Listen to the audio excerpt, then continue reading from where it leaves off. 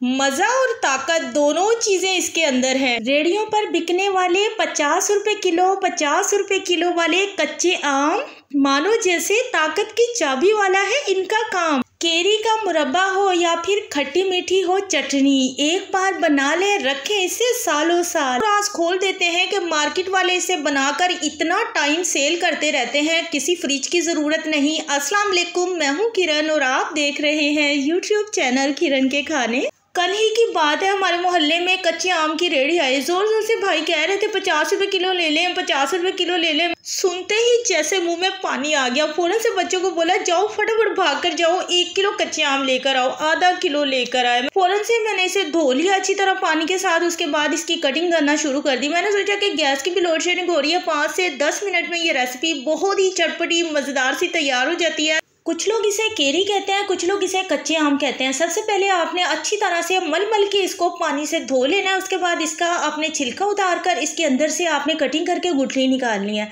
गुठली निकालने के बाद भी इसके अंदर एक ककड़ी सी पतली सी स्किन चिपकी हुई होती है, उसको आपने छुरी की मदद से ज़रूर उतारना है, तभी तो ये बहुत ज़्यादा सोहनी बनूंगी, जूसी जूसी। अब इसे पकाने के लिए एक कढ़ाई में आपने टी कप के हिसाब से 2 कप पानी लेना। पानी में एक उबाला है। कच्चे आम की कटिंग करने के बाद आपने फिर से इसे एक मरतबा धोना है। उसके बाद आपने उबलते हुए पानी में से डाल देना है। सिर्फ 3 मिनट के लिए ऊपर से हम ढककर इसे मीडियम आंच पर छोड़ देंगे। कच्चे आम को गलने में ज़्यादा टाइम नहीं लगता। 3 मिनट के बाद ही आप देखेंगे तो आपको अंदाज़ा हो जाएगा 70% ये गल चुकी है। बाकी की ये चाशनी में गलेगी जब हम इसे मज़ीद पकाएंगे। चूल्हे की फ्लेम को आपने फ़ौरन ही ऑफ कर देना। गर्मा गर्म पानी में से केरी के पीसेस को आपने छन्ने की मदद से बाहर निकाल लेना और किसी भी छन्ने में आपने रखना है ताकि उसका एक्स्ट्रा पानी निकल जाए। बाकी का जो कढ़ाई में पानी है इसमें से 1 प्याला पानी आपने निकाल कर अलहदा महफूज कर लेना है, जो कि इसी रेसिपी में हमें ज़रूरत में आएगा। और बाकी जो थोड़ा बहुत पानी बच जाएगा उससे आप ना मीठे चावल बनाकर देखिएगा, इतने मज़ेदार इतने यमी बनते हैं, या मीठे चावल या मीठी सेवइयों में। तो यहाँ पर हमने उसी कढ़ाई को साफ़ कर लिया, 1 प्याला पानी इसमें डाल दिया है। ये वही पानी है जिसमें हमने अभी अभी कच्चे आम को बॉयल किया है। अब 1 प्याला इसमें हमने चीनी डाल दी है। वज़न में देखेंगे आधा किलो ये चीनी है, 1 ही प्याले में हमने भर भर के डाल दी थी। आधा किलो केरी है यानी कच्चे आम है, आधा किलो ही चीनी है, बराबर दोनों की मिकदार होगी। अब चीनी जैसे ही पानी में डिज़ोल्व हो जाएगी उसके बाद आपने जो छन्ने में निकाल कर बॉयल की हुई केरियों के पीसेस को इसमें सारियों को डाल देना है। केरी की कटिंग करते वक्त हमने उसके पीसेस पतले पतले और छोटे छोटे रखे हैं। आपकी चॉइस है, आप अपनी चॉइस पर बड़े बड़े पीसेस में भी उसकी कटिंग कर सकते हैं, कोई परेशानी की बात नहीं है। हमने सोचा कि मुरब्बे की रेसिपी बना रहे हैं तो साथ में ये जैम की लुक भी देगा, यानी कि दोनों लुक आएंगी। मुरब्बे का मुरब्बा लगेगा खाने में और जैम का भी लुक आएगा, यानी ब्रेड के स्लाइस पर बच्चों को लगा कर देंगे, बहुत ही शौक से खाएंगे।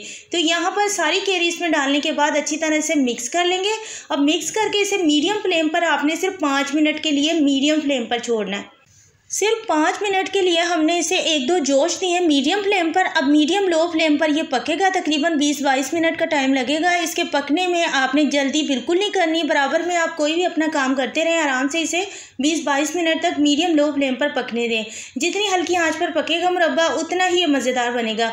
यहाँ पर हमने सब्ज़ इलायचियाँ ली हैं जिसके दाने हमने निकाल दिए हैं, सिर्फ छिलके हैं। उसके बाद हमने यहाँ पर 1/4 टीस्पून कलौंजी ली है, साथ में 2 अदद हमने लौंग का इस्तेमाल किया है, एक दालचीनी का बिल्कुल छोटा सा टुकड़ा। ये बहुत ही टेस्टफुल बनता है और बहुत ही मज़ेदार बनता है। सारी चीज़ें अभी इसमें डाल दी हैं। अब मीडियम लो फ्लेम पर इसे पकने देंगे 22 मिनट तक, तो फिर मिलते हैं। खूब मज़ेदार है और खूब ताकतवर है। बच्चों के लंच बॉक्स में रख दें, बच्चों ने बड़े ही चूम चाट कर खाना है। बच्चों से लेकर घर के बुज़ुर्गों तक को सभी को ये बहुत ज़्यादा पसंद आएगा। और माशाल्लाह अल्हम्दुलिल्लाह से यहाँ पर 20 मिनट का टाइम हो चुका है। मुरब्बा तकरीबन तैयार हो चुका है। जितनी देर में हमारे पराठे बनकर तैयार हुए उतनी देर में ये मुरब्बा भी तैयार हो गया है। माशाल्लाह सीरे से भरा हुआ है, अच्छी तरह जूसी हो चुका है। सीरा भी इसमें काफ़ी हद तक बिल्कुल थोड़ा रह गया है, तो यहाँ पर इसके ऊपर अच्छी खासी झाग है। सबसे पहले हम इसमें वो चीज़ डालेंगे जिससे इसकी शेल्फ लाइफ बढ़ जाएगी, यानी कि काफ़ी महीनों तक ये बिल्कुल भी ख़राब नहीं होगा। तो आपने टाटरी ले लेनी है, ये बहुत आसानी से मार्केट से मिल जाती है। 1/4 टीस्पून आपने इसमें टाटरी का इस्तेमाल करना है, ज़्यादा इस्तेमाल नहीं होगा, 1/4 टीस्पून।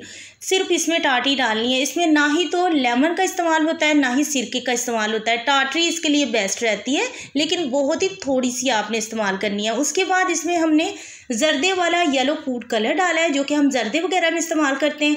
ये आप चाहें तो स्किप कर सकते हैं, चाहें तो इस्तेमाल कर सकते हैं, वो आपकी चॉइस है।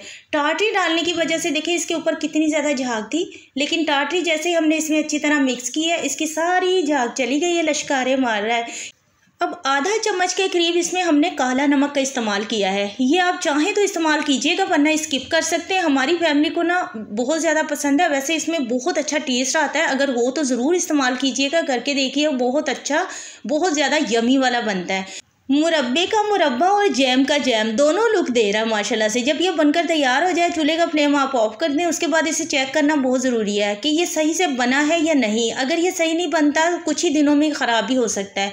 तो इसे तकरीबन 4-5 महीने तक महफूज करने के लिए इसे देखना बहुत ज़रूरी है। तो इसे देखने का यही तरीका है कि आपने एक प्लेट ले लेनी है, थोड़ा सा गर्मा गर्म मुरब्बा आपने उसमें डालना है।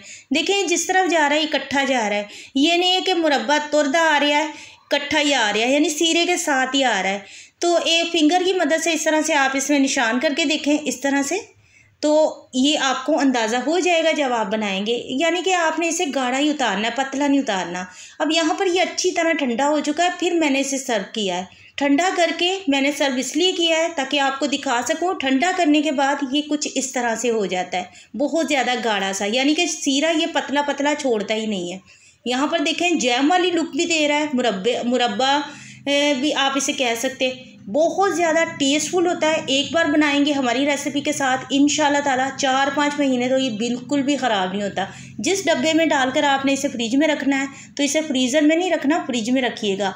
उसमें आपने अच्छी तरह ढक्कन को पैक करना है ताकि उसमें पानी की एक बूंद भी ना जाए। पानी इसको लगा सही, ये ख़राब हुआ सही, तो पानी ना इसको लगना चाहिए।